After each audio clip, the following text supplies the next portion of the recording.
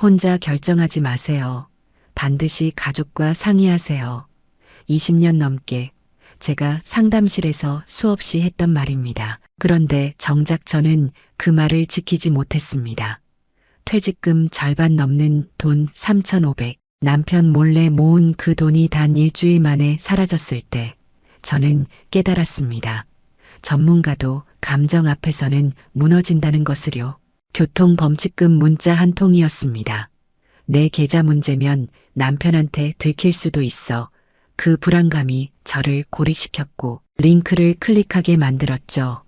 20년 넘게 타인의 삶을 바로잡아주던 제가 정작 제 삶은 지키지 못했습니다. 선물하려다 빚만 졌고 깜짝 놀래주려다 실망만 안겨줬습니다. 지금부터 그 선의가 어떻게 재앙이 되었는지 들려드리겠습니다. 시청 전 구독과 좋아요를 누르시면 로또에 당첨되는 행운이 올 수 있습니다. 그리고 지금 어디에서 시청하고 계신지 댓글로 남겨주세요. 여러분의 이야기도 듣고 싶습니다. 그럼 지금부터 시작되는 이야기 속으로 함께 들어가 볼까요? 저는 서미숙, 올해 61살입니다. 수도권의 한 건강가정지원센터에서 20년 넘게 상담사로 일했습니다. 가정폭력 피해자를 돕고 부부 갈등을 중재하고 한부모 가정을 지원하는 일이었죠. 힘들었지만 보람 있는 시간이었습니다. 누군가의 아픔을 듣고 함께 해결책을 찾아가는 과정이 저는 좋았습니다. 선생님 덕분에 우리 가족이 다시 웃을 수 있게 됐어요. 그런 말을 들을 때면 피곤함도 잊혔습니다. 작년 초봄이었습니다. 제 마지막 출근 날이 다가왔을 때 솔직히 마음이 복잡했습니다. 20년 넘게 다닌 직장을 떠난다는 게 실감이 나지 않았거든요. 매일 아침 8시 반에 출근해서 동료들과 차 한잔 마시며 하루를 시작하던 그 일상들이 이제 끝이라니 마지막 날 센터장님이 제 손을 꼭 잡으며 말했습니다. 미숙 선생님, 정말 수고 많으셨어요. 선생님 같은 분이 또 오실까요? 그 말에 눈시울이 뜨거워졌습니다. 퇴직금을 받던 날은 지금도 기억합니다. 통장에 찍힌 숫자를 보며 한참을 멍하니 앉아 있었습니다. 20년 넘게 일한 대가치고는 크지 않은 금액이었지만 그래도 제게는 소중한 돈이었습니다. 남편과 둘이서 조용히 살아갈 미천이 될 거라 생각했죠. 남편은 택시기사로 30년 넘게 일했고 저는 상담사로 20년을 일했으니 이제 우리도 좀 쉴 때가 되지 않았나 싶었습니다. 퇴직 후 첫 한 달은 정말 이상했습니다. 아침에 눈을 뜨면 출근해야 한다는 생각에 벌떡 일어나곤 했거든요. 그러다가 이제 안 가도 되는구나 깨닫고는 다시 이불을 덮었습니다. 처음엔 그게 좋았어요. 서두를 필요도 없고 시간에 쫓길 일도 없으니까요. 남편은 여전히 새벽 5시에 일어나 택시를 몰러 나갔지만 저는 천천히 아침을 준비할 수 있었습니다. 매일 아침 6시쯤 일어나 남편 아침을 차려줬습니다. 된장국에 밥 한 공기, 김치 몇 가지면 충분했죠. 남편은 말이 없는 사람이지만 아침상을 받을 때만큼은 꼭 고맙습니다. 한마디를 했습니다. 그 말 한마디가 제게는 큰 힘이 됐어요. 30년 넘게 함께 살았지만 여전히 서로에게 고마운 사람들이었습니다. 남편이 나가고 나면 집안 정리를 했습니다. 설거지하고 청소기 돌리고 빨래 널고 그렇게 집안일을 마치고 나면 10시쯤 됐습니다. 그때부터는 제 시간이었죠. 근처 공원을 산책하거나 작은 텃밭에 나가 상추랑 고추를 키웠습니다. 흙을 만지작거리며 풀을 뽑는 시간이 참 좋았어요. 20년 넘게 남의 얘기만 듣다가 이제야 제 시간을 갖는 기분이었습니다. 점심은 간단히 먹었습니다. 남은 반찬에 국 한 그릇이면 충분했어요. 혼자 밥 먹는 게 처음엔 어색했지만 금방 익숙해졌습니다. 식사 후엔 낮잠을 자거나 TV를 봤는데 주로 요리 프로그램이나 여행 프로그램을 좋아했습니다. 나중에 남편이랑 저기 가봐야겠다 그런 생각을 하며 화면을 봤죠. 오후엔 가끔 옛 동료들을 만났습니다. 센터에서 함께 일했던 선생님들과 카페에서 차를 마시며 수다를 떨었어요. 퇴직하니까 어때? 누군가 물으면 저는 웃으며 대답했습니다. 좋긴 한데 가끔 심심해요. 사실이었습니다. 바쁠 땐 쉬고 싶었는데. 막상 쉬니까 무언가 허전했거든요. 그래도 불평할 일은 아니었습니다. 이게 행복한 거라고 스스로를 다독였죠. 저녁 5시쯤 되면 남편이 돌아왔습니다. 온종일 손님을 태우고 다닌 남편은 늘 피곤한 얼굴이었어요. 현관문을 열고 들어서면 다녀왔습니다. 한마디와 함께 소파에 풀썩 주저앉곤 했습니다. 저는 얼른 물 한 잔을 건네며 오늘 장사 잘 됐어요? 라고 물었죠. 남편은 대답 대신 그저 고개만 끄덕였습니다. 저녁을 준비하면서 남편의 뒷모습을 볼 때가 많았습니다. TV를 보는 척하지만 사실은 눈을 감고 있는 남편의 모습이요. 64세 나이에도 여전히 일을 해야 하는 그 모습이 안쓰러웠습니다. 택시 일은 체력이 많이 드는 직업이잖아요. 하루 종일 앉아서 운전만 하는데 허리며 어깨가 성할 리 없었습니다. 저녁상을 차리면 남편은 묵묵히 밥을 먹었습니다. 우리 부부는 원래 말이 많은 편이 아니었어요. 그냥 같은 공간에 있는 것만으로도 편안한 사이였달까요? 식사 후엔 함께 TV를 보다가 9시쯤 되면 남편이 먼저 방으로 들어갔습니다. 내일 또 새벽에 일어나야 하니까요. 저는 설거지를 마치고 거실에 혼자 앉아 있는 시간이 좋았습니다. 조용히 차 한 잔을 마시며 하루를 정리하는 시간이었죠. 그러다 문득 이런 생각이 들었습니다. 이렇게 평온한 날들이 계속되면 얼마나 좋을까? 하지만 동시에 불안한 마음도 있었어요. 퇴직금이 있긴 하지만 언제까지 버틸 수 있을까? 남편이 언제까지 택시를 몰 수 있을까? 그런 걱정들이 가끔 고개를 들었습니다. 그래도 전체적으로는 행복한 시간이었습니다. 딸 지은이가 주말마다 찾아와 함께 외식도 하고 시장도 다녔어요. 지은이는 35살로 회사에 다니며 결혼 준비를 하고 있었습니다. 엄마 예단은 어떻게 준비할까요? 지은이가 물으면 저는 웃으며 대답했습니다. 걱정하지 마. 엄마가 다 준비해 놓을게. 딸의 결혼은 제게 큰 기쁨이자 동시에 부담이었습니다. 요즘 결혼 준비에 돈이 얼마나 많이 드는지 알고 계시죠? 예단에 예물의 신혼집 준비까지 생각만 해도 머리가 아팠습니다. 하지만 평생 한 번뿐인 딸의 결혼인데 초라하게 보낼 순 없잖아요. 제가 할 수 있는 최선을 다해주고 싶었습니다. 그렇게 두어 달이 흘렀습니다. 평온하고 조용한 날들이 이어졌어요. 아침에 일어나서 남편 챙겨보내고 집안일하고 텃밭 돌보고 저녁 준비하고 그런 일상의 반복이었습니다. 지루할 수도 있었지만 저는 그 시간이 소중했어요. 20년 넘게 바쁘게 살았으니 이제 이렇게 천천히 사는 것도 나쁘지 않다고 생각했습니다. 하지만 마음 한구석에는 늘 불안이 자리 잡고 있었습니다. 남편의 택시가 너무 오래됐다는 것. 그 불안이 점점 커지고 있었거든요. 변화는 어느 날 갑자기 찾아왔습니다. 남편이 저녁에 돌아왔을 때 평소와 달리 얼굴이 굳어 있었어요. 현관문을 열고 들어서더니 한숨부터 쉬었습니다. 오늘 차가 또 말썽이야. 남편이 소파에 앉으며 중얼거렸습니다. 저는 얼른 물 한 잔을 따라 건네며 물었죠. 무슨 일 있었어요? 엔진에서 이상한 소리가 나 오늘 운행하는 내내 불안했어. 남편이 물을 한 모금 마시며 말했습니다. 저는 가슴이 철렁했어요. 택시가 고장나면 수리비도 문제지만 무엇보다 일을 못하잖아요. 일을 못하면 당장 수입이 끊기는 겁니다. 내일 정비소 가봐요. 제가 조심스럽게 말했습니다. 다음 날 남편은 새벽부터 정비소에 다녀왔습니다. 오전 10시쯤 전화가 왔어요. 여보, 엔진 쪽이 많이 상했대. 수리비가 150만 원 넘게 나온다는구만. 남편의 목소리가 무거웠습니다. 저는 가슴이 답답해졌어요. 그럼 어쩔 수 없죠. 고쳐야죠. 제가 말했지만 남편은 한참 말이 없었습니다. 이 차가 벌써 20년 됐어. 고쳐봤자 또 어디 고장 날 거야. 남편이 한숨 쉬듯 말했습니다. 저는 그 한숨 소리에서 남편의 지친 마음을 느꼈어요. 20년 된 차를 몰면서도 내색 한 번 안 하던 사람이었는데 그래도 지금은 고치는 수밖에요. 일단 수리하고 천천히 생각해봐요.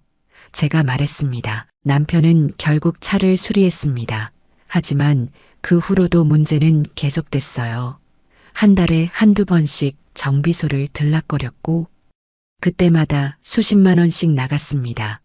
에어컨이 고장나고 타이어가 펑크나고 브레이크에서 소리가 나고 끝이 없었어요. 남편은 말이 더 줄었고 저는 그 모습을 보는 게 괴로웠습니다. 어느 날 저녁이었습니다. 남편이 택시에서 내리는 모습을 창문으로 봤어요. 허리를 펴지 못하고 천천히 걷는 모습이 예전과 달랐습니다. 64이라는 나이가 갑자기 실감났어요. 괜찮아? 제가 현관에서 물었을 때 남편은 억지로 웃으며 대답했습니다. 괜찮아. 좀 피곤할 뿐이야. 하지만 괜찮을 리 없었습니다. 남편은 밤마다 허리 파스를 붙이고 잤고 아침에 일어날 때 신음소리를 냈어요. 30년 넘게 택시를 몰았으니 몸이 성할 리 없었죠. 그런데도 남편은 매일 새벽 5시에 일어나 차를 몰러 나갔습니다. 안 나가면 돈이 안 들어오니까요. 그때부터 제 마음속에 계획이 싹트기 시작했습니다. 남편한테 새 차를 사줄 수 없을까? 처음엔 그냥 막연한 생각이었어요. 하지만 생각할수록 그게 답인 것 같았습니다. 낡은 차 수리비로 돈 쓰느니 차라리 새 차를 사는 게 나을 것 같았거든요. 물론 중고차를 말하는 겁니다. 신차는 우리 형편의 무리였으니까요. 며칠 동안 인터넷을 뒤졌습니다. 중고 택시 시세를 알아보고 상태 좋은 차들을 검색했어요. 5년에서 7년 된 차들이 3천만 원에서 4천만 원 정도 하더군요. 제 퇴직금이 전체 6,500만 원 정도였으니까 절반 조금 넘는 돈이면 가능했습니다. 하지만 문제가 있었습니다. 남편한테 말하면 절대 반대할 게 뻔했거든요. 그 돈으로 뭐 하려고 아껴뒀다가 나중에 아프면 병원비로 써야지. 남편은 늘 그런 식이었어요. 자기한테 쓰는 건 아까워하면서 저나 딸한테는 돈 아끼지 않는 사람이었습니다. 그래서 저는 결심했습니다. 몰래 준비해서 깜짝 선물하자고요. 남편 생일이 석 달 후였으니까 그때 맞춰서 차를 사주면 얼마나 좋아할까. 상상했습니다. 당신 생일 선물이에요 하면서 차 열쇠를 건네는 모습을 그려봤어요. 남편이 놀라워하며 이걸 언제 준비했어? 물으면 저는 웃으며 비밀이었어요.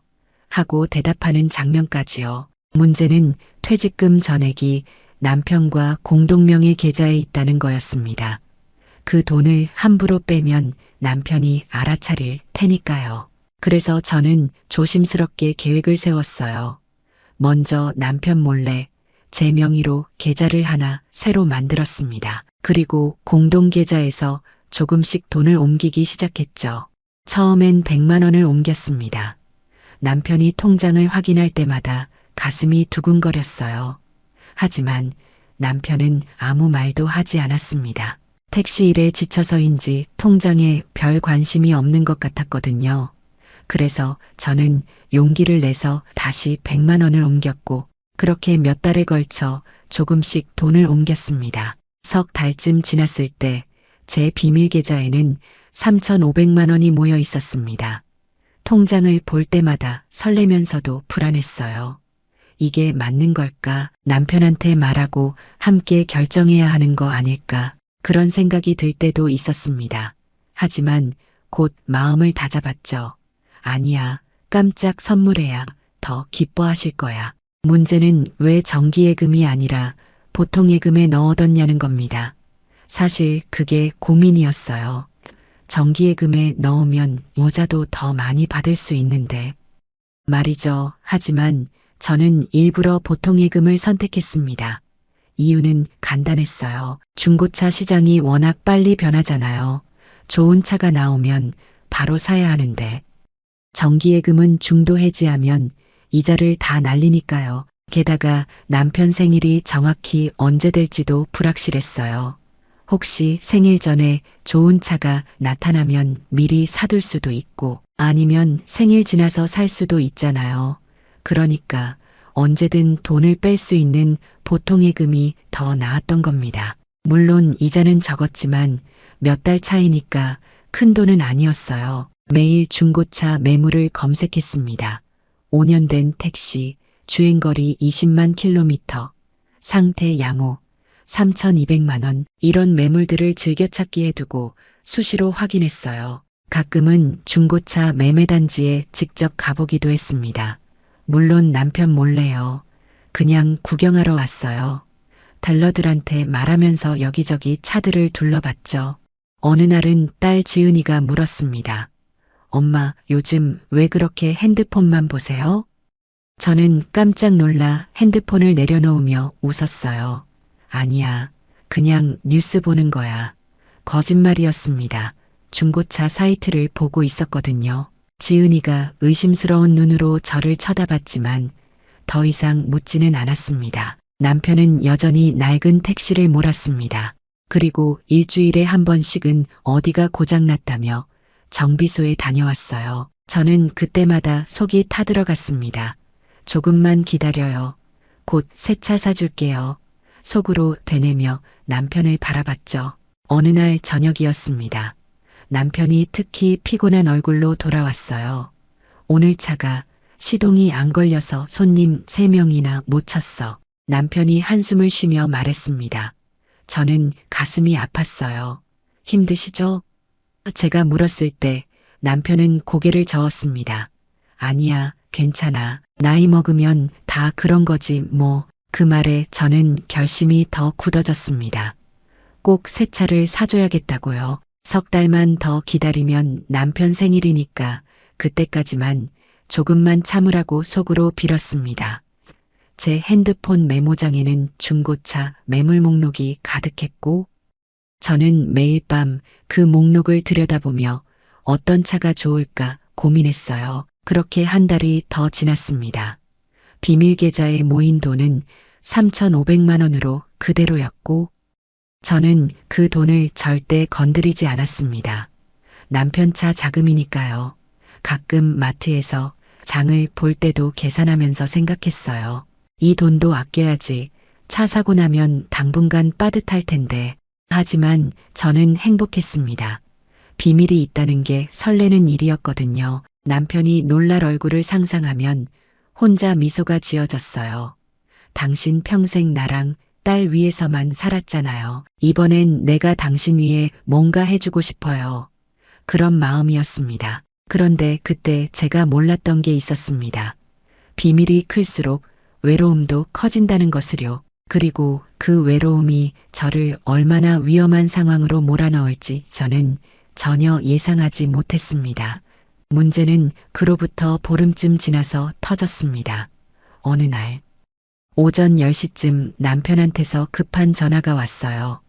여보, 차가 완전히 멈춰섰어. 지금 도로 한가운데야. 남편의 목소리가 당황스러워 보였습니다. 저는 깜짝 놀라 물었죠. 어디세요? 괜찮으세요? 응급차선에 세워놨어. 견인차 불러야 할 것 같아. 남편이 한숨을 쉬며 말했습니다. 저는 가슴이 철렁했어요. 차가 완전히 고장났다는 건 당분간 일을 못한다는 뜻이잖아요. 일단 견인차 부르시고 정비소 가보세요. 제가 점심 싸들고 갈게요. 제가 말했습니다. 오후 2시쯤 정비소에 도착했을 때 남편은 대기실에 앉아 있었습니다. 표정이 어두웠어요. 어떻대요? 제가 물었을 때 남편은 고개를 저었습니다. 엔진이 완전히 나갔대. 고치려면 200만 원 넘게 든다는구만. 그 말에 저는 숨이 막혔습니다. 게다가 고쳐도 또 언제 문제 생길지 모른대 남편이 덧붙였습니다. 저는 남편 옆에 앉으며 조심스럽게 물었어요. 그럼 어떻게 해요? 남편은 한참 말이 없다가 중얼거렸습니다. 차 바꿔야 할 것 같아. 이젠 정말 한계야. 그 순간 제 심장이 쿵 하고 뛰었습니다. 드디어 때가 온 거였어요. 하지만 저는 내색하지 않았습니다. 아직 생일까지 2달이나 남았으니까요. 그래도 당장은 어떻게 해야 해요? 수리는 해야 하지 않아요? 제가 물었습니다. 일단 고쳐야지. 안 그러면 당장 일을 못 하잖아. 남편이 무거운 목소리로 대답했습니다. 결국 200만 원이 넘는 수리비를 내고 차를 고쳤어요. 하지만 사흘 후 다시 문제가 생겼습니다. 이번엔 변속기였어요. 또 100만 원이 나갔습니다. 남편의 얼굴은 날이 갈수록 어두워졌습니다. 아침에 일어날 때도 한숨을 쉬고 저녁에 돌아올 때도 한숨을 쉬었어요. 괜찮으세요? 너무 무리하지 마세요. 제가 말할 때마다 남편은 괜찮다고 했지만 괜찮을 리 없었습니다. 어느 날 밤이었습니다. 남편이 화장실에서 나오는데 허리를 제대로 펴지 못했어요. 어디 아파요? 제가 다가가자 남편이 억지로 웃으며 말했습니다. 아니야. 그냥 좀 뻐근할 뿐이야. 하지만 저는 알았습니다. 남편이 얼마나 힘든지. 다음 날 저녁 남편이 평소보다 일찍 들어왔습니다. 일찍 오셨네요? 제가 놀라 물었을 때 남편이 소파에 앉으며 말했습니다. 오늘 장사가 안 돼. 차도 말을 안 듣고 해서 일찍 들어왔어. 목소리가 지쳐 있었어요. 저는 남편 옆에 앉았습니다. 힘드시죠? 조금만 참아요. 속으로는 생일까지만 조금만 더 참아요라고 외치고 있었지만 겉으로는 내색하지 않았습니다. 남편이 제 손을 잡으며 말했습니다. 미안해. 나이 먹으니 이것밖에 못하네. 무슨 말씀을 그렇게 하세요. 당신 평생 우리 위해 일하셨잖아요. 제가 대답했지만 가슴이 먹먹했습니다. 그때 결심했어요. 생일을 기다릴 게 아니라 당장이라도 차를 사줘야겠다고요. 하지만 조금만 더 기다리자. 좋은 매물이 나올 때까지만. 일주일 후 또 사고가 났습니다. 운행 중에 갑자기 시동이 꺼져서 뒷차와 접촉사고가 났다는 거예요. 다행히 큰 사고는 아니었지만 남편은 크게 놀랐습니다. 정말 위험했어. 고속도로였으면 큰일 날 뻔했어. 남편의 목소리가 떨렸습니다. 그날 밤 저는 잠을 이룰 수 없었습니다. 남편이 다칠 수도 있다는 생각에 가슴이 철렁거렸어요. 옆에서 자는 남편의 숨소리를 들으며 생각했습니다. 내일 당장 중고차 매장에 가봐야겠어. 생일은 중요하지 않았어요. 남편의 안전이 더 중요했으니까요. 다음 날 남편이 나간 후 저는 옷을 갈아입고 집을 나섰습니다.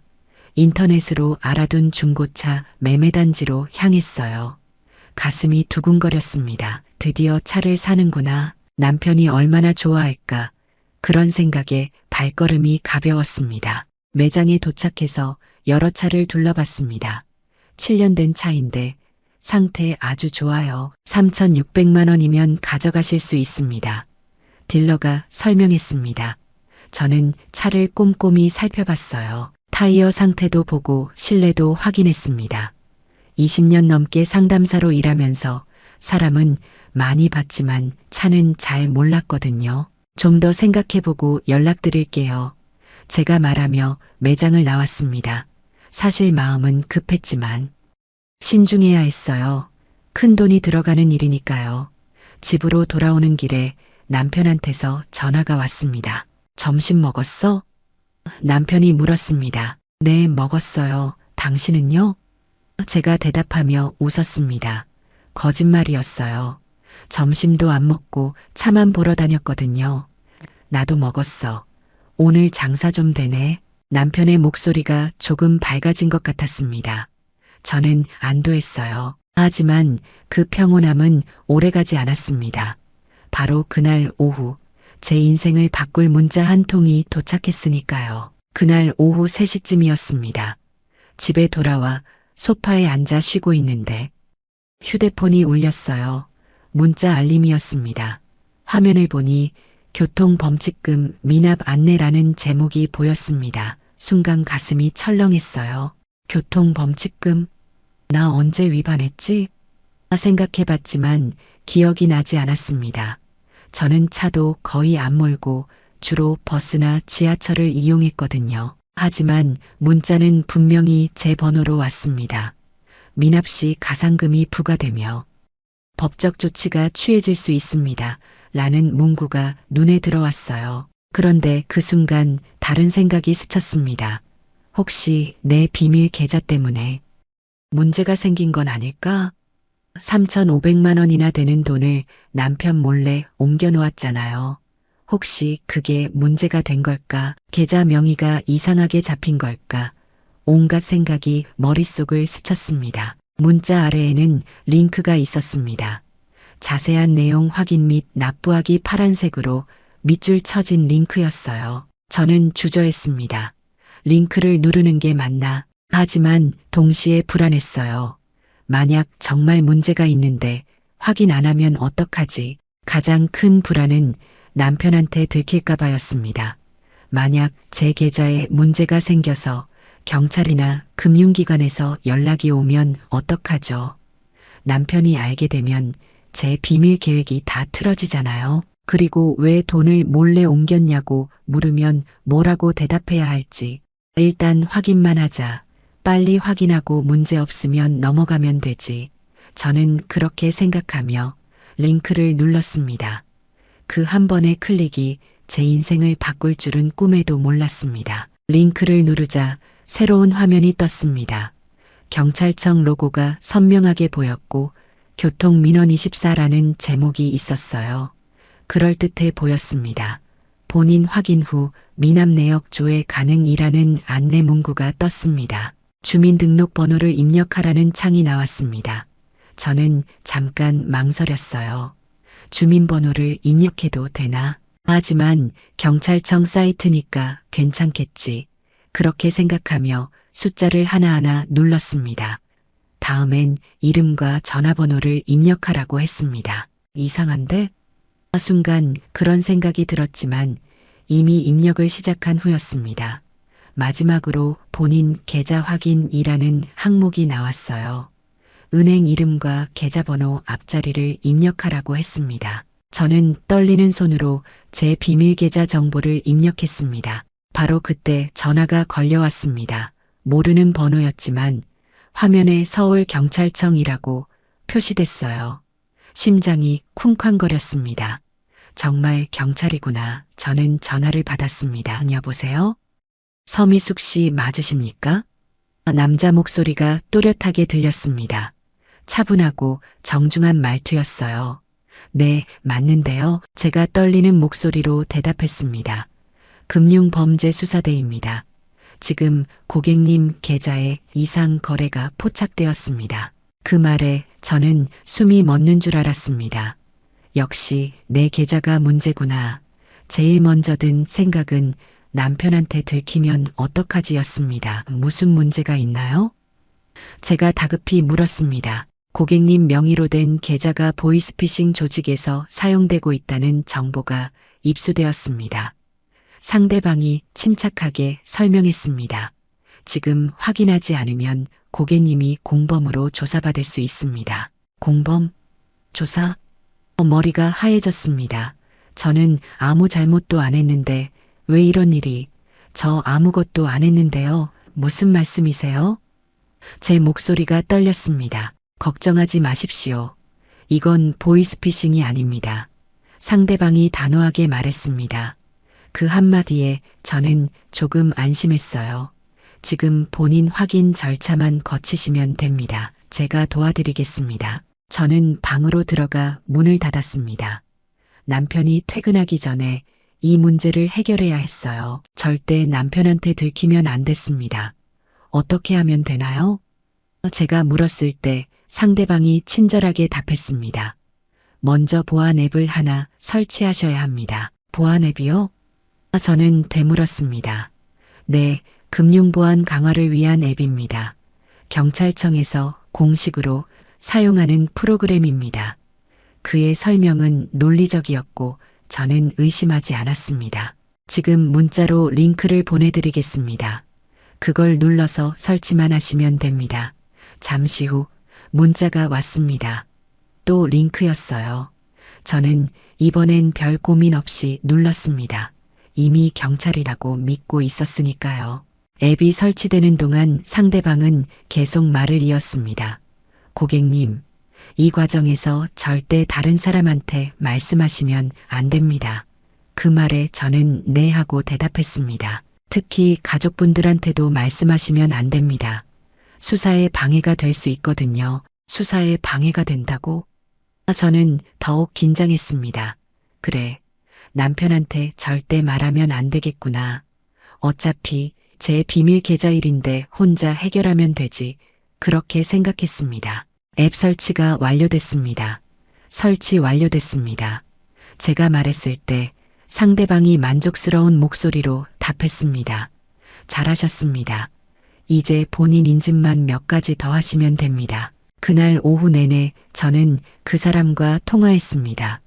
이것저것 물어보고 확인하는 과정이 계속됐어요.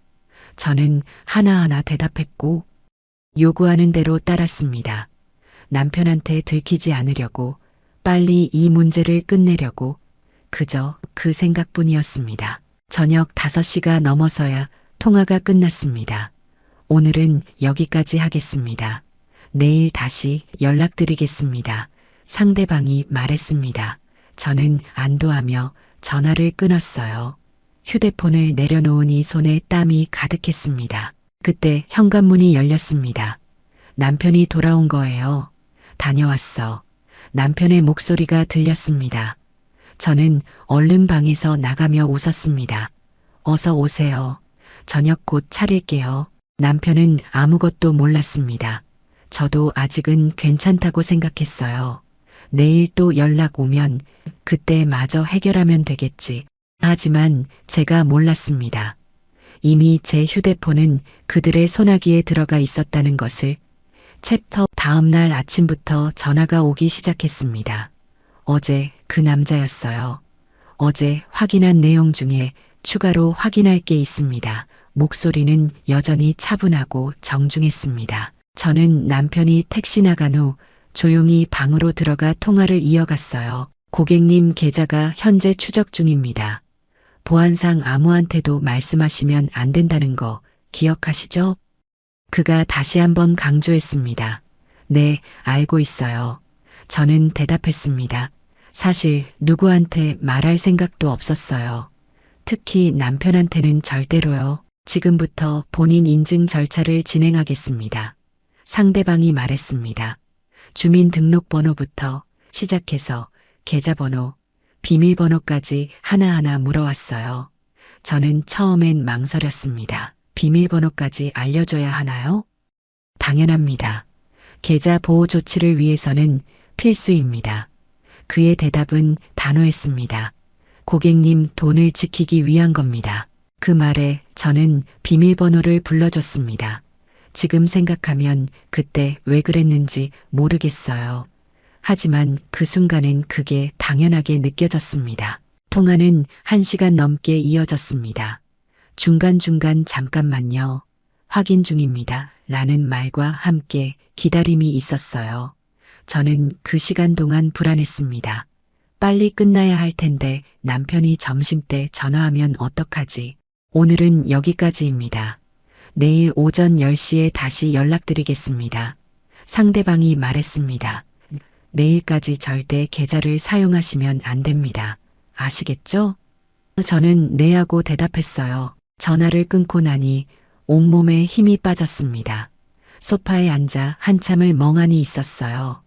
이게 맞는 건가? 하지만 경찰이라고 했잖아. 그래. 믿어야지. 저는 스스로를 다독였습니다. 사흘째 되는 날이었습니다.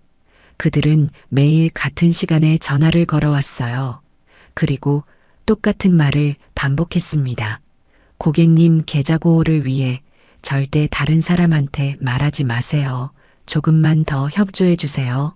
점점 익숙해졌습니다. 처음엔 긴장됐는데 나흘째 되니까 그냥 일상처럼 느껴졌어요. 아침에 남편 보내고 10시에 전화 받고 한두 시간 통화하고 점심 먹고 오후에 또 전화 받고 그런 패턴이 생겼습니다. 이상한 건 휴대폰이었습니다. 닷새째부터 폰이 자꾸 느려지기 시작했어요. 앱을 열면 멈추고 문자를 보내려 해도 한참 걸렸습니다. 배터리도 금방 닳았고요. 폰이 왜 이러지? 혼잣말을 했지만 깊이 생각하진 않았습니다. 은행 앱도 이상했습니다. 로그인이 잘 안 됐어요. 오류가 발생했습니다. 라는 메시지만 계속 떴습니다. 두세 번 시도하다가 포기했어요.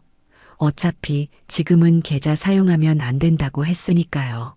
엿새째 되는 날 남편이 물었습니다. 요즘 전화 많이 받네? 깜짝 놀랐습니다. 들켰나? 아니에요. 그냥 옛날 동료들이에요. 저는 웃으며 대답했어요. 거짓말이었습니다. 남편은 의심스러운 눈으로 저를 봤지만 더 묻지는 않았습니다. 그날 밤 남편이 먼저 잠들고 나서 저는 휴대폰을 켰습니다. 통화 목록을 확인했어요. 모르는 번호들이 가득했습니다. 그런데 이상했어요. 제가 받은 전화보다 발신 기록이 더 많았거든요. 내가 전화를 걸었나? 기억이 나지 않았습니다. 문자함도 열어봤습니다. 은행에서 온 문자가 몇 개 있었는데 읽지 않은 상태였어요. 이상하다 싶어 눌러봤지만 열리지 않았습니다.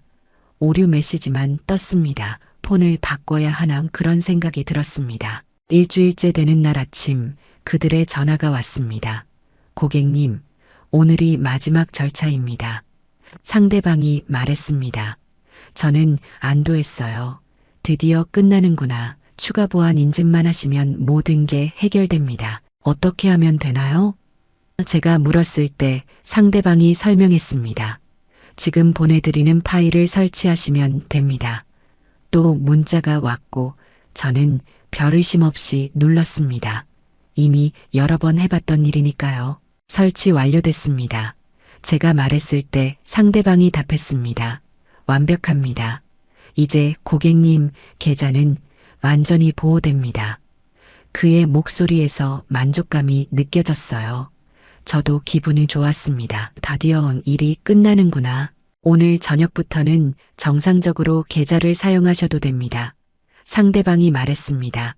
저는 감사 인사를 했어요. 정말 감사합니다. 덕분에 큰일 날 뻔했네요. 상대방이 웃으며 답했습니다. 천만에요. 조심하세요. 전화를 끊고 나니 홀가분했습니다. 일주일 동안 마음 졸였는데 이제 끝이구나. 그리고 무엇보다 남편한테 들키지 않고 해결했다는 게 다행이었어요. 이제 다시 차 알아보기에 집중할 수 있겠다. 그런 생각을 했습니다. 점심을 먹고 낮잠을 잤습니다. 일주일 동안 긴장해서 피곤했거든요. 2시간쯤 잤을까요? 오후 3시쯤 눈을 떴는데 휴대폰 화면이 켜져 있었습니다. 내가 실수로 만진 건가 폰을 집어들었어요. 그때 알림이 하나 떴습니다. 은행에서 온 문자였어요. 이체 완료. 잔액이라는 글자가 보였습니다. 순간 가슴이 철렁했습니다. 이체? 내가 이체한 적 없는데 황급히 은행 앱을 열려고 했지만 여전히 로그인이 안 됐습니다. 손이 떨렸어요. 다시 문자를 확인했습니다. 읽지 않은 문자가 20개가 넘었습니다.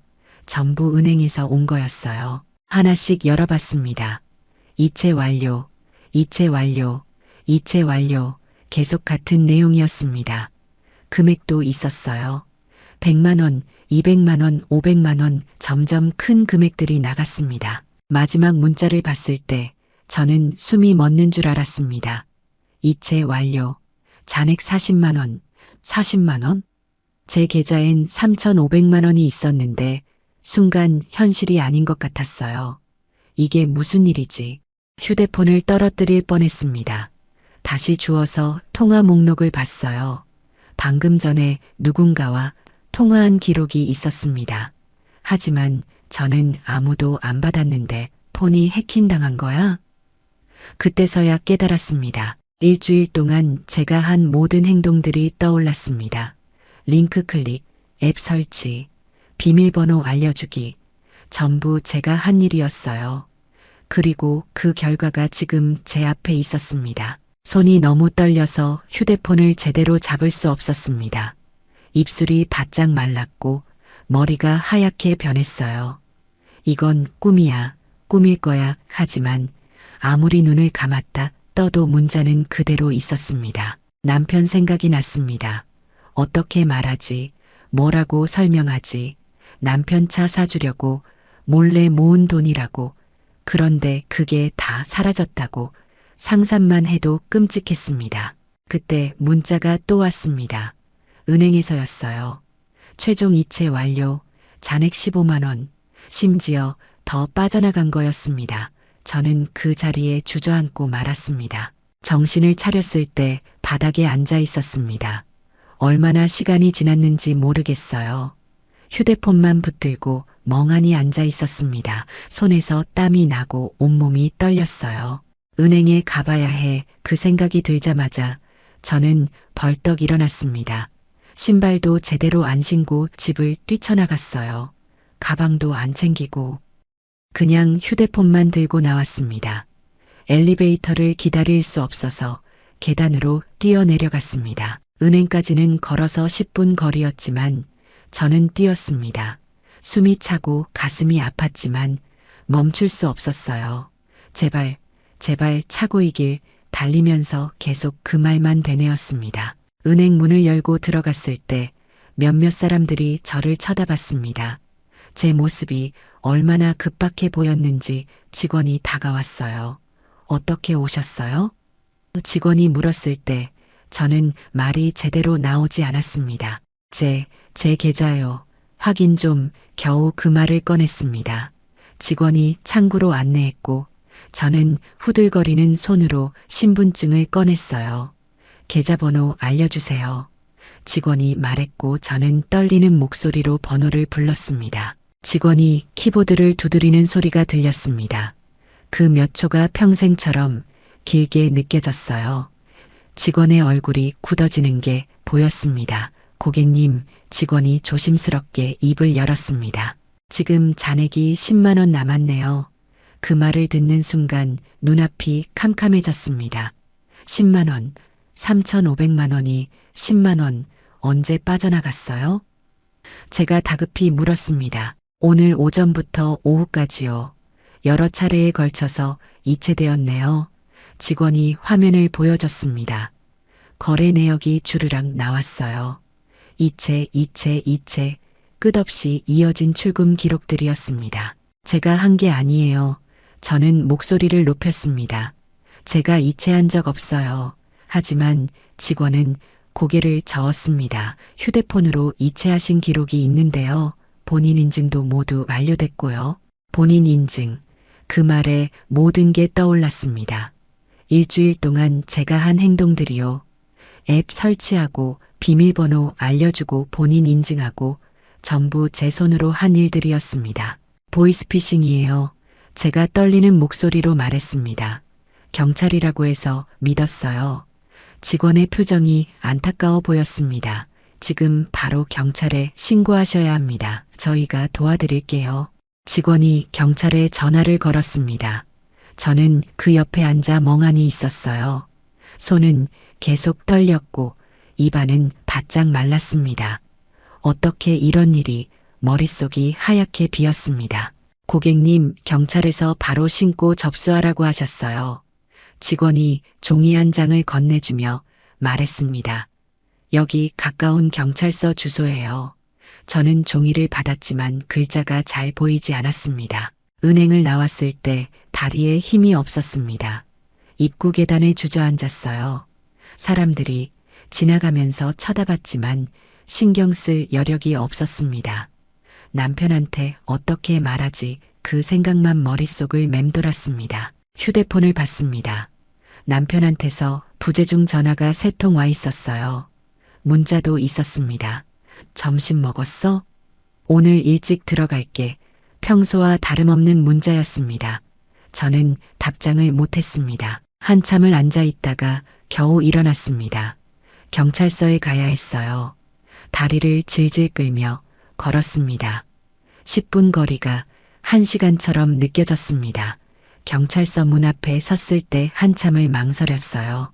들어가면 진짜가 되는 것 같았습니다. 제가 정말로 사기를 당했다는 게요. 하지만 어쩔 수 없었습니다. 문을 밀고 들어갔어요. 신고하러 왔습니다. 제 목소리는 겨우 들릴 만했습니다. 경찰관이 자세한 경위를 물었습니다. 저는 처음부터 하나하나 설명했어요. 교통범칙금 문자부터 시작해서 일주일간의 전화 통화까지요. 말하면서 제가 얼마나 어리석었는지 깨달았습니다. 피해 금액이 얼마죠? 경찰관이 물었습니다. 3,500만 원요. 제가 대답했을 때 경찰관이 한숨을 쉬었습니다. 금액이 크네요. 하지만 이미 여러 계좌로 분산됐을 겁니다. 추적이 쉽지 않습니다. 그럼 돈을 못 찾는다는 말인가요? 제가 다급히 물었습니다. 경찰관이 조심스럽게 대답했습니다. 최선을 다하겠지만 솔직히 말씀드리면 회수율이 높지 않습니다. 이미 빠져나간 돈은 그 말에 저는 무너졌습니다. 의자에 앉아 고개를 숙였어요. 눈물이 나올 것 같았지만 나오지 않았습니다. 그냥 가슴이 먹먹하고 숨쉬기가 힘들었어요. 신고 접수는 해드렸습니다. 연락 오면 바로 알려드릴게요. 경찰관이 서류를 건네며 말했습니다. 저는 그걸 받아들고 경찰서를 나왔습니다. 집으로 돌아가는 길에 남편 차가 보였습니다. 낡은 택시였어요. 저 차를 바꿔주려고 돈을 모았는데 깜짝 선물하려고 비밀로 했는데 이제 아무것도 남지 않았습니다. 현관문 앞에 섰습니다. 안에서 TV 소리가 들렸어요. 남편이 벌써 들어와 있었습니다. 문을 열 수가 없었습니다. 어떻게 말하지, 뭐라고 설명하지, 한참을 서 있다가 천천히 문을 열었습니다. 남편이 소파에 앉아 뉴스를 보고 있었어요. 왔어? 남편이 돌아보며 말했습니다. 평소처럼 담담한 목소리였습니다. 네, 저는 겨우 대답했습니다. 신발을 벗다가 그만 주저앉고 말았습니다. 남편이 놀라 다가왔어요. 왜 그래? 어디 아파? 남편이 제 어깨를 잡았습니다. 저는 고개를 들 수 없었습니다. 여보, 제가 떨리는 목소리로 말했습니다. 할 말이 있어요. 남편이 제 옆에 앉았습니다. 무슨 일이야? 우리 돈, 저는 입술을 깨물었습니다. 당신 차 사주려고 모아둔 돈이요. 남편이 제 얼굴을 들여다봤습니다. 그게 다 없어졌어요. 제가 말을 끝낼 때 남편은 아무 말도 하지 않았습니다. 그 침묵이 저를 더 짓눌렀습니다. 차라리 화를 내주면 좋겠는데, 소리라도 질러주면 좋겠는데, 남편은 그저 저를 바라보고만 있었습니다. 무슨 소리야? 남편이 처음으로 입을 열었습니다. 목소리는 낮았지만 떨리고 있었어요. 당신 차 사주려고 모았다는 게 무슨 말이야? 저는 천천히 설명했습니다. 남편 택시가 너무 오래돼서요. 고장도 자주 나고 힘들어하는 게 보여서요. 그래서 몰래 돈을 모았다고요. 퇴직금 중에서 3,500만 원을 따로 빼놨다고요. 언제부터? 남편이 물었습니다. 석 달 전부터요. 제가 대답했습니다. 조금씩 옮겼어요. 생일에 깜짝 선물하려고요. 제 목소리는 점점 작아졌습니다. 남편은 한참 아무 말이 없었습니다. 그냥 저를 바라보고만 있었어요. 그 눈빛이 무엇을 말하는지 저는 알 수 없었습니다. 실망인지 분노인지 아니면 그냥 허탈함인지. 그래서 그 돈이 어떻게 됐다는 거야?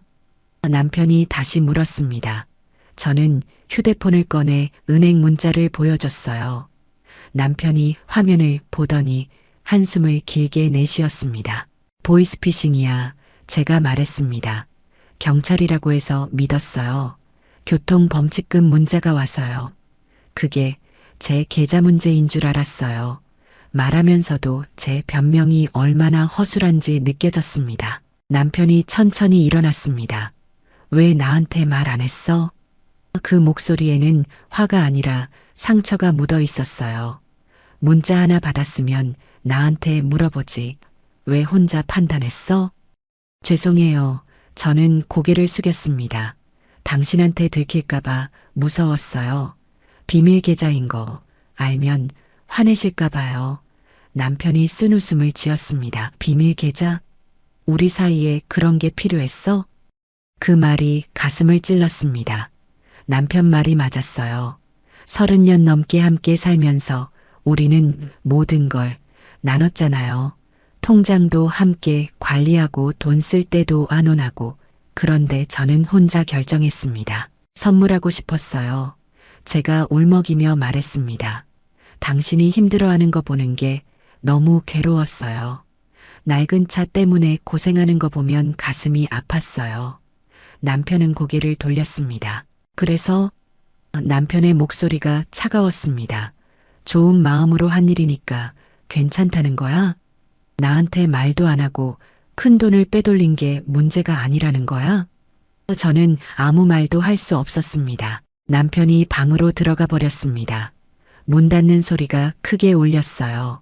저는 거실에 혼자 남았습니다. 소파에 앉아 무릎을 안고 있었어요. 눈물이 나올 것 같았지만 나오지 않았습니다. 그날 밤 남편은 저녁도 안 먹었습니다. 방문이 잠긴 채로 아무 소리도 들리지 않았어요. 저는 문 앞에 서서 몇 번이나 노크하려다 말았습니다. 뭐라고 말해야 할지 몰랐거든요. 다음 날 아침 남편은 평소보다 일찍 나갔습니다. 다녀올게. 한마디만 남기고요. 저는 조심히 다녀오세요. 라고 말했지만 남편은 대답하지 않았습니다. 현관문이 닫히는 소리가 유난히 크게 들렸어요. 그날부터 집안 분위기가 달라졌습니다. 남편은 말을 거의 하지 않았어요. 아침에 밥상을 차려놔도 먹을 게 한마디뿐이었고 저녁에 돌아와도 방으로 바로 들어갔습니다. 저는 남편에게 계속 사과했습니다. 정말 미안해요. 잘못했어요. 하지만 남편은 그래 한마디로 끝냈어요. 화를 내는 것도 아니고 용서하는 것도 아닌 그 반응이 저를 더 힘들게 했습니다. 며칠 후 딸 지은이가 놀러 왔습니다. 엄마, 왜 이렇게 수척해지셨어요? 지은이가 놀라며 물었습니다. 저는 괜찮다고 했지만 지은이는 알아챘어요. 아빠도 이상해요. 무슨 일 있었어요? 저는 결국 지은이에게 모든 걸 말했습니다. 비밀 계좌 얘기부터 보이스피싱 당한 얘기까지요. 지은이는 충격받은 표정으로 듣더니 한참 만에 입을 열었습니다. 엄마, 왜 그러셨어요? 아빠한테 차 사주고 싶었어. 제가 말했을 때 지은이가 한숨을 쉬었습니다. 그건 좋은데 왜 혼자 하셨어요? 엄마, 20년 넘게 상담사 하셨잖아요. 항상 가족과 상의하라고 하셨잖아요. 지은이 말이 맞았습니다. 저는 남들한테는 그렇게 조언하면서 정작 저는 지키지 못했어요. 미안해. 제가 말했을 때 지은이가 제 손을 잡았습니다. 엄마가 미안해할 일은 아니에요. 다만 방법이 잘못됐을 뿐이죠. 아빠는 어떻게 하면 좋을까? 제가 물었을 때 지은이가 고개를 저었습니다. 시간이 필요하실 거예요. 아빠는 지금 배신감을 느끼고 계실 거예요. 배신감, 그 단어에 가슴이 무너졌습니다. 일주일이 지났습니다. 남편과 저는 같은 집에 살지만 대화가 없었어요. 밥을 같이 먹어도 말이 없고 TV를 봐도 각자 다른 걸 보고 밤에는 등을 돌리고 잤습니다. 어느 날 밤 제가 먼저 말을 꺼냈습니다. 여보, 남편은 대답하지 않았습니다. 정말 미안해요. 제가 잘못했어요.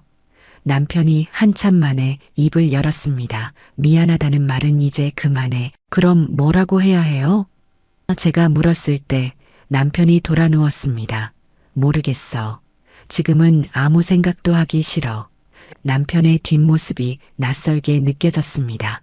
그 후로도 며칠이 더 지났습니다. 집안은 여전히 냉랭했고 저는 견디기 힘들었어요. 차라리 화를 내주면 좋겠는데 남편은 그저 조용했습니다. 어느 날 저녁 남편이 늦게 들어왔습니다. 술 냄새가 났어요. 술 드셨어요? 제가 물었을 때 남편이 소파에 앉으며 말했습니다. 응, 좀 마셨어. 그리고는 한참 말이 없다가 중얼거렸습니다. 나는 차 같은 거 필요 없었어.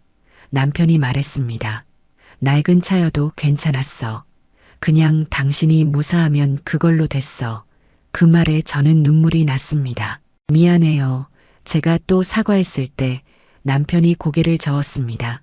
미안한 건 나도 마찬가지야. 당신이 그렇게까지 신경 쓰는 줄 몰랐어.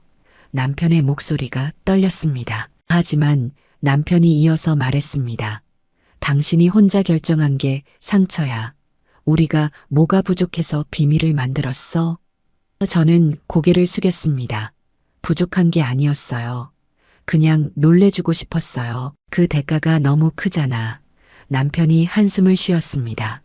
3,500만 원이면 우리가 몇 년을 버틸 수 있는 돈이야. 저는 아무 말도 할 수 없었습니다.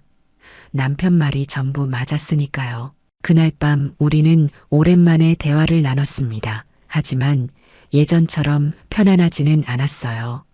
서로 조심스러웠고 말 한마디 한마디가 무거웠습니다. 남편이 먼저 방으로 들어갔고 저는 거실에 남았습니다. 창밖을 보니 달이 떠 있었어요. 저는 그 달을 보며 생각했습니다. 우리가 다시 예전으로 돌아갈 수 있을까? 2주가 지났을 때 딸 지은이가 다시 찾아왔습니다. 이번엔 남편도 함께 있는 시간에 왔어요. 엄마 아빠 같이 얘기 좀 해요. 지은이가 말했습니다. 우리는 거실에 마주 앉았습니다. 지은이가 먼저 입을 열었어요. 엄마 마음은 알아요. 아빠 위해서 한 일이잖아요. 남편이 고개를 끄덕였습니다. 나도 안다. 하지만 지은이가 이어서 말했습니다. 엄마가 혼자 감당하려 한 게 문제였어요. 가족이 뭔데요? 같이 고민하고 같이 결정하는 게 가족이잖아요. 저는 고개를 숙였습니다. 아빠도요. 지은이가 남편을 보며 말했습니다. 엄마가 그렇게 신경 쓰는 줄 몰랐다는 게 말이 돼요? 20년 넘게 결혼 생활하면서요? 남편이 난처한 표정을 지었습니다. 둘 다 잘못하신 거예요. 지은이가 단호하게 말했습니다. 엄마는 혼자 결정했고 아빠는 신경 안 썼어요. 그러니까 이제 같이 해결해야죠. 지은이의 목소리에 힘이 있었습니다. 남편이 제 쪽을 봤습니다. 오랜만에 눈이 마주쳤어요. 미안해. 남편이 먼저 말했습니다. 내가 더 신경 썼어야 했는데 저도 대답했습니다. 아니에요. 제가 말씀드렸어야 했어요. 이제 됐어요. 지은이가 웃으며 말했습니다. 앞으로는 모든 걸 같이 상의하기로 약속해요. 우리는 고개를 끄덕였습니다. 그리고 오랜만에 셋이 함께 웃었어요. 그날 이후 조금씩 변화가 생겼습니다. 남편이 먼저 말을 걸기 시작했어요. 오늘 뭐 할 거야? 평범한 질문이었지만 저는 그게 반가웠습니다. 청소하고 장 봐야죠. 제가 대답하면 남편이 고개를 끄덕였어요. 며칠 후 남편이 제안했습니다. 우리 상담 좀 받아볼까? 저는 깜짝 놀랐습니다. 상담이요? 남편이 고개를 끄덕이며 말했습니다. 당신이 일했던 센터 말이야. 부부 상담 있잖아. 아이러니했습니다. 제가 20년 넘게 일했던 곳에서 이제는 제가 상담을 받게 되다니요. 하지만 나쁘지 않았어요. 오히려 필요한 일이라고 생각했습니다. 상담을 받으러 갔을 때 옛 동료를 만났습니다. 미숙 선생님? 동료가 놀라며 저를 봤어요. 저는 쑥스럽게 웃었습니다. 네, 저 상담 받으러 왔어요. 동료는 아무것도 묻지 않고 따뜻하게 안내해 줬습니다. 상담사 선생님 앞에서 우리는 솔직하게 얘기했습니다. 제가 왜 비밀을 만들었는지, 남편이 왜 상처받았는지 모든 걸 털어놓았어요. 선생님은 조용히 듣다가 말했습니다. 부부 사이에 비밀은 독이 될 수 있어요. 선생님이 말했습니다. 특히 선의에서 나온 비밀일수록 더 위험해요. 왜냐하면 혼자 감당하게 되니까요. 제가 했던 말과 똑같았습니다. 하지만 선생님이 이어서 말했습니다. 두 분 모두 서로를 사랑하고 계시잖아요. 그게 보여요. 남편과 제가 서로를 봤습니다. 그리고 미소 지었어요. 몇 주간의 상담 끝에 우리는 약속을 했습니다. 앞으로는 모든 재정을 투명하게 공유하기로요. 큰 돈을 쓸 때는 반드시 함께 의논하기로요. 작은 일도 나누기로요. 한 달쯤 지났을 때 옛 센터장님한테서 연락이 왔습니다. 미숙 씨, 파트타임으로 나올 생각 없어요? 센터장님이 물었습니다. 요즘 상담 신청이 많아서 손이 모자라요. 저는 남편과 상의했습니다. 어떻게 생각하세요? 제가 물었을 때 남편이 웃으며 대답했습니다. 좋지. 당신이라는 거 좋아하잖아. 그렇게 저는 다시 일을 시작했습니다. 이번엔 특별한 상담을 맡게 됐습니다. 보이스피싱 피해자 상담이었어요. 제 경험이 도움이 된다고 센터장님이 말했습니다. 처음엔 부끄러웠지만 곧 마음을 바꿨어요. 저도 당했어요. 제가 피해자들에게 말했습니다. 20년 넘게 상담사 했는데도 당했어요. 그 말에 사람들이 놀라워했습니다. 그래도 저는 다시 일어섰어요. 여러분도 할 수 있어요. 어느 날 상담실에서 한 할머니를 만났습니다. 60대 후반쯤 되어 보이는 분이었어요. 선생님, 저 사기당했어요. 할머니가 울먹이며 말했습니다. 제가 손을 잡아드렸습니다. 괜찮아요. 천천히 말씀하세요. 할머니 이야기를 들으니 제 얘기와 비슷했습니다. 교통범칙금 문자로 시작해서 경찰 사칭 전화로 이어졌다고요. 제가 너무 가부 같아요. 할머니가 울먹였습니다. 아니에요. 제가 단호하게 말했습니다. 할머니 잘못이 아니에요. 그들이 나쁜 거예요. 그리고 제 경험을 나눴습니다. 저도 똑같이 당했다고요. 전문가도 당한다고요. 할머니가 조금 위로받은 표정을 지었습니다. 그래도 선생님은 다시 일하고 계시잖아요. 제가 고개를 끄덕였습니다. 네, 시간이 걸렸지만 다시 시작했어요. 할머니도 할 수 있어요. 그날 저녁집에 돌아왔을 때 남편이 저녁을 준비하고 있었습니다. 일 어땠어? 남편이 물었습니다. 좋았어요. 제가 웃으며 대답했습니다. 누군가를 돕는다는 게 역시 좋네요. 다행이네. 남편이 식탁을 닦으며 말했습니다. 당신이 웃으니까 나도 좋아. 저는 남편을 꼭 안았습니다. 고마워요. 용서해 주셔서요. 남편이 제 등을 토닥였습니다. 당신도 나를 용서해줘서 고마워. 지금 제가 여러분께 하고 싶은 말이 있습니다. 저처럼 당하지 마시길 바라는 마음에서 드리는 말씀이에요. 첫째로 문자나 전화로 온 링크는 절대 누르지 마십시오. 어떤 이유가 있어도 직접 검색해서 들어가셔야 합니다. 둘째로 누군가 계좌 정보나 비밀번호를 물어보면 무조건 의심하십시오. 어떤 기관도 전화로 그런 걸 묻지 않습니다. 보이스피싱이 아니라고 말하는 사람일수록 더 조심해야 합니다. 셋째로 가장 중요한 건 혼자 결정하지 말라는 겁니다. 급할수록 가족과 상의하십시오. 저는 남편한테 들킬까봐 혼자 해결하려다 모든 걸 잃었습니다. 비밀은 여러분을 고립시킵니다. 넷째로 전문가도 감정에 휩쓸리면 당합니다. 저는 20년 넘게 상담사였지만 제 문제 앞에서는 무너졌어요. 누구나 약한 순간이 있습니다. 그러니 자책하지 마시고 도움을 청하십시오. 다섯째로 선의의 비밀도 위험합니다. 배우자와 재정은 투명하게 공유하십시오. 깜짝 선물보다 함께 계획하는 게 더 소중합니다. 신뢰가 무너지면 모든 게 무너집니다. 지금 저는 다시 일하고 있고 남편과의 관계도 회복했습니다. 물론 잃은 돈은 돌아오지 않았어요. 하지만 더 소중한 걸 지켰습니다.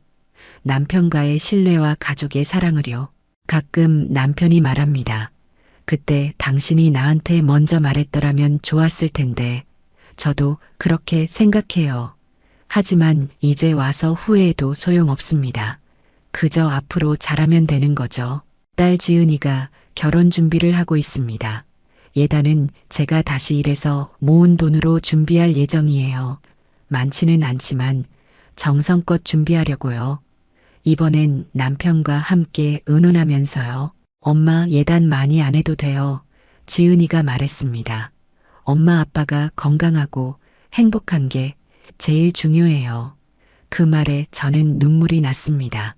정말 좋은 딸을 뒀다는 생각이 들었어요. 남편의 택시는 여전히 낡았습니다. 하지만 이제 저는 조급하지 않아요.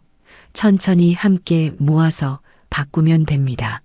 혼자서 서두르지 않고 둘이서 차근차근 준비하면 되는 거죠. 제 이야기가 누군가에게 도움이 되길 바랍니다. 저처럼 선의로 시작했다가 화를 당하는 분들이 없기를 바랍니다. 가족은 함께 고민하고 함께 결정하는 거라는 걸 잊지 마십시오. 그리고 혹시 이미 당하셨다면 자책하지 마십시오. 여러분 잘못이 아닙니다. 저처럼 다시 일어설 수 있습니다. 시간이 걸리겠지만 포기하지 마십시오. 우리는 다시 시작할 수 있습니다. 우리의 이 사연이 마음에 남았다면 좋아요를 눌러주세요. 그리고 소중한 사람들과 함께 이 이야기를 나눠주시길 바랍니다. 여러분의 한마디가 누군가에겐 큰 위로가 될 수 있습니다. 영상이 마음에 드셨다면 구독과 좋아요, 응원 부탁드립니다. 감사합니다.